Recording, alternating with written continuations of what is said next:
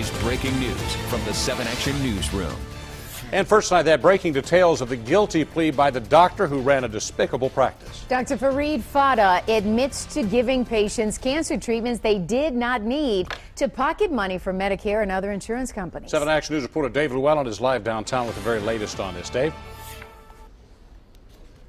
Stephen, Carolyn, the 49-year-old cancer doctor will likely spend the rest of his life behind bars after pleading guilty to 16 of the 23 charges against him. Those charges include 13 counts of health care fraud, 1 count of conspiracy for paying or receiving kickbacks, and 2 counts of money laundering.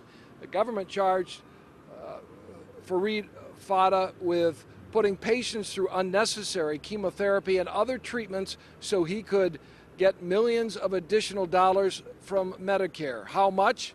$225 million in claims to Medicare over 6 years, according to court records. Here's reaction from family members of Fata's patient who were in the courtroom today.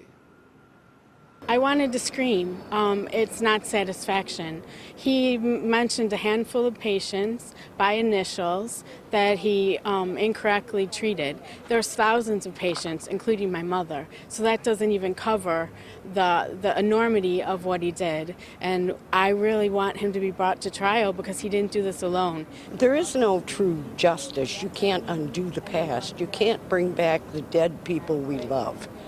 You can't make whole the people that are permanently damaged from excessive and unnecessary chemo.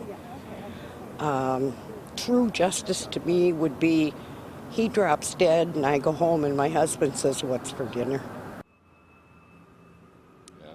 Karen lost her husband back in 2006. Barbara McQuaid, the U.S. Attorney for the Eastern District of Michigan, on today's guilty plea.